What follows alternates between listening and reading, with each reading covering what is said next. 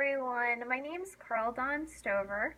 I am the Ag Instructor and FFA Advisor at Ellsworth High School. My main responsibilities in Ellsworth is being the FFA Advisor. That takes up a lot of my time. We are very competitive in FFA across the state and across the nation. We actually just were the state runner-up in the Triple Crown, and we're heading to nationals to compete in our overall chapter abilities.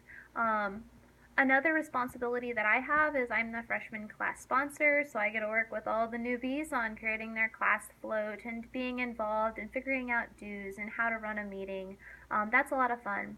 I take up other responsibilities as well. I'm our pseudo pathway coordinator. I'm the person which, if anybody has pathway questions, which pathway is CTE, Career and Technical Education, and that's how we get our funding, so I'm kind of the go-to person for that. And I also volunteer for a variety of different leadership opportunities, including being on the NHS board to look over the NHS and make sure we're guiding them and choosing members appropriately.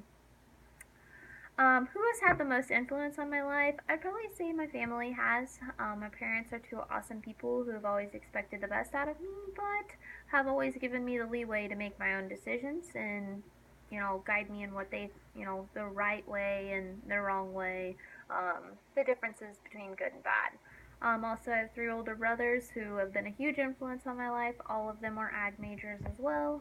One of my brothers is actually was an ag teacher. He was a principal. He just recently got out of education. Another brother has his ag ed degree, and another brother has actually been an instructor at Panhandle State University and is now in the private sector as well. So a huge influence on my family, just being the best and working hard. Now let's move on to my personality test. Overall, I was a 67 on extroversion, an 87 on emotional stability, a 51 on agreeableness, a 76 on conscientiousness, a 70 on intellect and imagination. I think this is pretty accurate. It just kind of says that I'm kind of balanced in all these different areas. I'm not overwhelming in one area versus another. So I think it's pretty accurate. I try to fit the situation as best as I need with whatever characteristics I need. What I gotta do. You gotta do what you gotta do to make everybody successful. Now that kind of brings me to the leadership styles that I thought best fit me, and I would have to say that all of them, after I researched them, kind of fit me a little bit here and there, but these definitely are the two that were the closest or had the most similarities, but nothing was really like 100% this is me. Situational leadership was one of them. That's, I guess, the understanding that no leadership style is the best. You kind of got to roll with the punches, and, in this situation I need to be, using this leadership style. In this situation I need to be using this leadership style.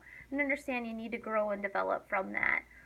Some famous people: Dwight D. Eisenhower, Margaret Thatcher, Jack Stoll, all of those, prime ministers, president, chief executives, big name people there. Some pros of this is I read situations well, adapt quickly, understand what people need, and I'm fairly dynamic. I would have to say the cons, though, it said lacking focus. I guess I don't really agree with that one all that much. I'm usually a pretty drive to it, let's get her done kind of gal, especially when I see something that is an excellent opportunity. But I thought it would fit me fairly well. I like to adapt and be willing to be flexible. The other one is transformational leadership. It's where leaders and followers kind of build each other up. Everybody gets to that next level.